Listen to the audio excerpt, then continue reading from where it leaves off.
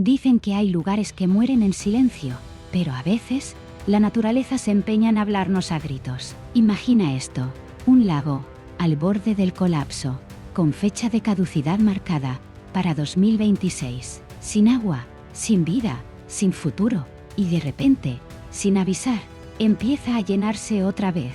¿Qué está pasando aquí? ¿Un milagro? ¿Un aviso? ¿Una segunda oportunidad? El lago de Chapala no solo es el más grande de México, es también el corazón de muchas historias, de muchos pueblos, de muchas vidas, y ahora late más fuerte que nunca, porque lo que vas a escuchar no tiene explicación lógica. Lo que parecía irreversible dio un giro de guión que ni los más optimistas habrían imaginado. En 2024, cuando ya muchos lo daban por perdido, el lago comenzó a subir de nivel, sin lluvias excepcionales, sin obras monumentales, simplemente empezó a revivir. ¿Magia? ¿Cosas del clima? ¿Una sincronía inesperada entre lo invisible y lo tangible? Este vídeo es un viaje por ese renacer que está dejando a los expertos con cara de póker, un renacimiento que está devolviendo la ilusión a miles de personas que dependen de su caudal. Y no hablamos solo de peces o cultivos, hablamos de identidad e historia, de conexión, y quizá de algo más grande que aún no alcanzamos a entender. Vamos a desmenuzarlo todo, desde el principio. Y ya que estás, suscríbete, que esto apenas empieza. El lago Chapala no es un charco cualquiera, está en Jalisco y Michoacán, y lleva siglos siendo mucho más que agua estancada. Es un símbolo, es el espejo donde se miran generaciones enteras, es uno de los gigantes de América Latina, y no por casualidad. Imagina una masa de agua que se extiende por unos 100 kilómetros cuadrados. Sí, como 100 campos de fútbol puestos uno al lado del otro, pero rodeados de montañas que parecen guardianes eternos. Entre ellas, la Sierra de San Juan destaca como un coloso tranquilo, que observa y cobija, y cuando el sol cae por detrás de esas montañas y se refleja en el agua, parece que el tiempo se detiene.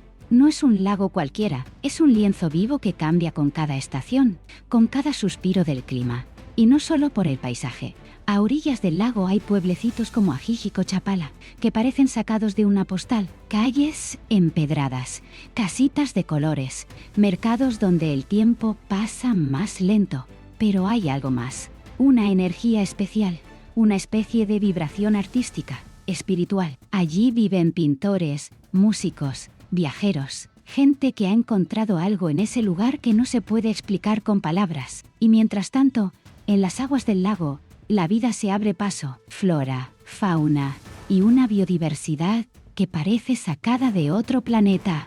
Muchas de esas especies solo existen aquí, como si este rincón tuviera su propio código secreto. Por ejemplo, los peces típicos como la chopa o la tilapia, que no solo alimentan a familias enteras, sino que forman parte del equilibrio invisible que sostiene todo el ecosistema. Pero es que hay más: ranas, serpientes, tlacuaches, una especie de zarigüeya muy curiosa, y árboles gigantes como fresnos y pinos que crecen en los alrededores como si fueran los brazos verdes del lago. Todo eso estaba en peligro. Cada día que pasaba sin agua, el silencio se hacía más fuerte, y la sensación de pérdida, más insoportable, porque más allá del espectáculo natural, Chapala es vida en el sentido más literal. De él dependen campos de cultivo, redes de pesca, puestos de trabajo, familias enteras. Es una arteria económica que riega las esperanzas de muchas comunidades. Pero claro, cuando el lago empezó a secarse poco a poco, también se secaban las oportunidades. La sequía no fue solo una cuestión de cifras, fue una amenaza existencial. Y así, poco a poco, comenzó a circular una fecha maldita. 2026, el año en que Chapala desaparecería por completo. ¿Te imaginas? Pero en vez de un final trágico, lo que llegó fue una sorpresa mayúscula. En los últimos meses del 2024, el nivel del lago empezó a subir, sin ninguna intervención humana clara, sin que los expertos pudieran decir, esto es por esto. Algunos hablaban de un milagro, otros de ciclos naturales que aún no entendemos del todo, pero lo cierto es que, contra todo pronóstico, el lago empezó a respirar de nuevo. Y aquí estamos para contártelo, porque entender el presente también pasa por conocer el pasado. La historia de Chapala no empezó ayer. De hecho, tenemos que retroceder muchísimo, más de 300 millones de años, a la era paleozoica. En aquel entonces, lo que hoy es México era un mapa completamente distinto. La región donde se encuentra Chapala formaba parte de un fiordo enorme, una especie de brazo de mar entre montañas, que iba desde Colima hasta el Bajío. Era un lugar profundo, rodeado de montañas que apenas empezaban a emerger. Con el paso del tiempo, entre volcanes, terremotos y erosiones, ese antiguo mar fue transformándose hasta dar lugar al lago que conocemos hoy. Todo comenzó literalmente desde las entrañas de la Tierra. Una coreografía geológica que se extendió millones de años acabó dando forma a lo que hoy conocemos como la cuenca del lago de Chapala. No hablamos de una charquita accidental, no. Este embalse natural, con una capacidad estimada de 8.000 hectómetros cúbicos, se convirtió en algo más que agua retenida. Se transformó en un símbolo, un icono nacional, sí, pero también un sustento silencioso para miles de personas que viven en Jalisco y Michoacán. Sus aguas no solo reflejan el cielo, reflejan la vida de todo un pueblo. Piénsalo así. El 60% del agua potable que se bebe en Guadalajara, una de las ciudades más grandes y vibrantes de México, sale directamente de este lago. Es decir, más de 3 millones de personas beben, cocinan, se duchan y riegan gracias a lo que Chapala ofrece. Eso lo convierte en algo más que un recurso. Es el corazón hídrico de la región. Y no solo en la superficie, también alimenta los acuíferos subterráneos que se esconden bajo tierra. Chapala es como ese amigo silencioso que nunca ves pero siempre te cuida. Y como suele pasar, no lo valoramos hasta que empieza a fallar. Lo que mucha gente no sabe es que ese vaso de agua tan grande también da de beber a lo que no se ve. Las napas subterráneas, esos depósitos invisibles de agua que corren bajo nuestros pies, se nutren gracias al equilibrio que mantiene Chapala. En épocas de sequía, este detalle marca la diferencia entre tener agua. No todo ha sido paz y calma. A lo largo del tiempo, el lago ha tenido que enfrentarse a desafíos que casi lo hacen desaparecer, momentos en los que literalmente se temió por su existencia. Y la historia es más reciente de lo que parece. Uno de los grandes enemigos ha sido la irregularidad de sus niveles de agua. Vamos, como una montaña rusa líquida. Especialmente durante sequías prolongadas, Chapala ha rozado lo insostenible. 2 décadas marcaron a fuego ese miedo, los años 50 y los 90. En ambos periodos, el lago llegó a estar tan bajo que muchos pensaban que ya no había vuelta atrás. Se hablaba de su desaparición, como quien habla de un ser querido al que se le está acabando el tiempo. La angustia no era solo científica, era emocional, porque cuando el lago sufre, toda la región se tambalea. La sequía de los años 50 fue brutal, no solo por lo que dejó de llover, sino por cómo se siguió extrayendo agua sin freno, como si el lago fuera infinito. Pero no lo era. El nivel bajó tanto que su lecho, ese fondo que casi nadie ve, quedó al descubierto. Y no era bonito, era árido, agrietado, triste. Zonas donde antes nadaban peces se convirtieron en polvo seco. Las comunidades locales vieron desaparecer su fuente de vida y sustento. Fue como ver cómo un ser vivo se va apagando lentamente, mientras tú no puedes hacer nada salvo mirar. Y por si fuera poco, en los 90 la historia se repitió. Sequías más largas, ciudades más grandes, más consumo. ¿Y el lago? Otra vez, al límite. El nivel bajó tanto que la pesca, que durante generaciones había dado de comer a muchas familias, dejó de ser viable. El agua que quedaba era tan poca y tan contaminada que ya no servía ni para uso básico. No era solo una cuestión de cantidad, sino de calidad. Chapala no solo se estaba vaciando, se estaba enfermando, y con él todo lo que dependía de su salud, como si un pulmón empezara a fallar y nadie supiera cómo curarlo. En los años que siguieron, la cosa no mejoró mucho. De hecho, se fue complicando. El crecimiento de las ciudades, el aumento del consumo, la expansión agrícola, todo eso empujó al lago a una sobreexplotación cada vez más agresiva. Y claro, si encima le sumas la contaminación de industrias y desechos urbanos, el resultado era un cóctel venenoso.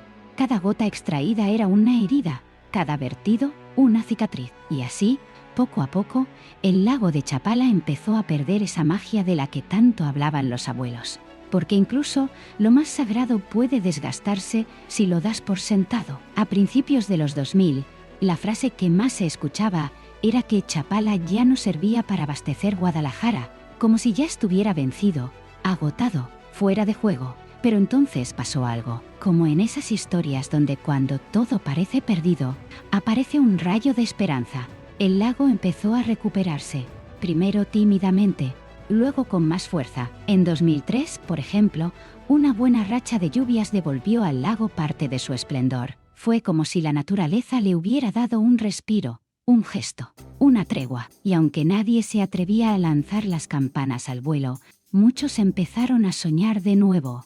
El milagro del repunte no fue casualidad, fue una mezcla rara de ciencia, suerte y tormentas tropicales. Sí, tal cual. Durante un periodo especialmente movidito, los cielos se abrieron a lo grande. Huracanes y lluvias torrenciales comenzaron a alimentar con generosidad la cuenca del río Lerma, que es como la arteria principal que nutre al lago. Chapala volvió a beber, a llenarse, a respirar. Fue como si, después de años ahogándose en sequía, alguien por fin le hubiera dado un trago de vida.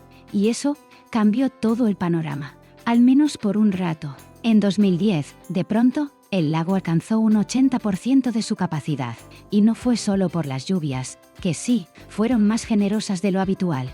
También hubo algo más. Por fin, después de tanto mirar hacia otro lado, se unieron fuerzas. Autoridades, asociaciones civiles, vecinos con ganas, todos remando hacia el mismo lado. Mejoraron la gestión del agua, se hicieron cambios concretos. Fue uno de esos momentos donde la gente se dio cuenta de que, si no hacíamos algo ya, nos íbamos todos al hoyo.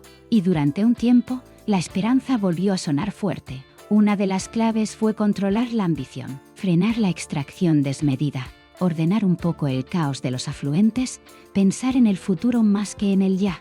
Gracias a eso, durante algunos años se logró una especie de equilibrio. No era perfecto, pero al menos el lago no estaba muriendo. Eso sí, duró poco, porque entre 2012 y 2023 la historia dio un giro amargo.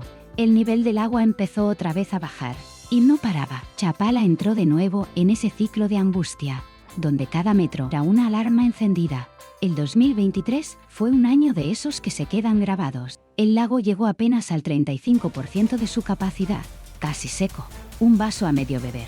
La causa, un cóctel de todo. Sequía interminable que duró más de 10 años, urbanismo descontrolado, consumo sin mesura, y una relación tóxica con la naturaleza que nadie quería terminar. Chapala no podía más, estaba exhausto, como si llevara años gritando auxilio y nadie lo hubiera escuchado. Y justo cuando parecía que ya no había vuelta atrás, algo cambió. El 2024 fue como ese día en que, sin saber por qué, te levantas y todo empieza a ir bien. De golpe, sin aviso, el lago subió al 63%, fue un subidón del 90% respecto al año anterior. Y no, nadie se lo explica del todo, pero los números no mienten. Volvió a llover a lo grande. Las nubes, que tanto nos ignoraron durante años, se acordaron de Chapala. Y no solo eso, las lluvias fueron las justas, en los sitios correctos. Fue como si el clima, por un momento, hubiera dicho: venga, os doy otra oportunidad. En ese año, los cielos se portaron. Llovió más de lo normal, especialmente en las cuencas del río Lerma. Y eso no solo llenó el lago, también recargó lo que está debajo, los acuíferos. Esas reservas invisibles que mantienen con vida a toda la región cuando no cae ni una gota, porque el agua de Chapala no se queda solo en Chapala, viaja, se infiltra, se filtra, llega a las casas, a los campos, a los sueños, en especial a los municipios de Guadalajara que dependen de ese pulso subterráneo para seguir en pie. Gracias a esas lluvias benditas, el lago pudo hacer algo más que llenarse. Pudo sanar. Ecosistemas enteros que estaban al borde del colapso empezaron a florecer otra vez. Los humedales, esas zonas verdes que parecían condenadas al olvido, comenzaron a reverdecer. El juncal volvió a crecer, los pájaros a cantar y las especies a reaparecer como si salieran de un escondite donde esperaban tiempos mejores. Fue una especie de renacimiento silencioso, porque cuando la naturaleza se recupera, no hace ruido, simplemente lo muestra. Detrás de esta recuperación, también hubo cabeza, no solo suerte. Se empezaron a aplicar políticas concretas que, por fin, miraban a largo plazo. Se monitoreaban constantemente los niveles del lago, se arregló parte de la infraestructura hidráulica para evitar fugas absurdas y se impulsaron técnicas agrícolas que usaran menos agua. Es decir, se dejó de desperdiciar como si no costara. Y eso, en un lugar como este, puede marcar la diferencia entre el colapso o la esperanza. Y quizá lo más valioso fue que la gente se implicó. No solo los gobiernos ni los científicos, la gente de a pie. Las comunidades. Se organizaron limpiezas, se plantaron árboles, se recuperaron orillas y se sanaron heridas. Ambientalistas, vecinos, académicos, todos pusieron las manos en la tierra, porque cuidar el lago no era solo cuestión de recursos, era una cuestión de identidad, de proteger algo que forma parte de lo que somos. Porque Chapala no es solo agua, es memoria, es futuro. Y, sobre todo, es hogar. No todo ha sido infraestructura y números. También se ha movido algo más profundo, la conciencia. En los últimos años, se han lanzado campañas educativas que han calado, poco a poco en la gente, que han hecho que el ahorrar agua deje de ser solo una frase pegada en la puerta del baño. Porque cuando entiendes que cada gota que derrochas es una que Chapala pierde, ya no vuelves a mirar el grifo igual. Así, con educación, con empatía, con ganas, el lago logró volver a ser lo que siempre fue, el alma líquida de una de las zonas más pobladas de México. No solo una fuente de agua, sino una fuente de vida. Y ahora que ha vuelto a latir, solo queda una pregunta en el aire. ¿Seremos capaces de cuidarlo de verdad esta vez? Porque los milagros existen, sí, pero no duran para siempre. Y quién sabe, quizás lo que se aprendió aquí, lo que se logró con esfuerzo, pueda servir como ejemplo para otros rincones del mundo. ¿Podríamos aplicar estas mismas técnicas en otras tierras sedientas? ¿Se puede revertir una sequía cuando parece que todo está perdido? Quizás. Al final, no se trata solo de agua, se trata de cómo elegimos vivir con lo que nos rodea, de si somos capaces de escuchar al planeta cuando nos susurra, o si seguiremos esperando a que grite. Porque cuidar un lago no es solo proteger un recurso, es también cuidar esa parte de nosotros que aún recuerda lo sagrado de lo natural. Y tal vez ahí, justo ahí, esté el principio de todo.